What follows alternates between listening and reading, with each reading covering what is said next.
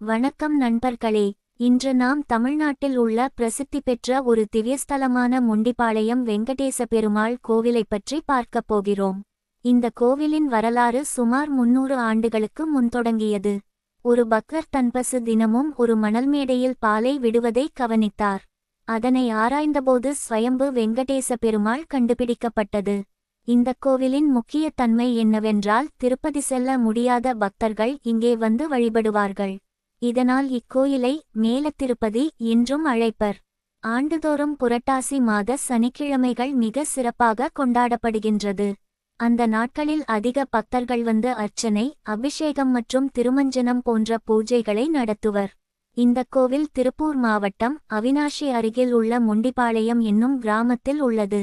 நீங்களும் இந்த மேலத்திருப்பதியை தரிசிக்க விரும்பினால் உங்கள் சுற்றுப்பயண திட்டத்தில் சேர்த்துக்கொள்ளுங்கள். பதிவு பிடித்திருந்தால் லைக் பண்ணுங்க. நமது கோவில்களும் வரலாறுகளும் சேனலை சப்ஸ்கிரைப் பண்ணுங்க.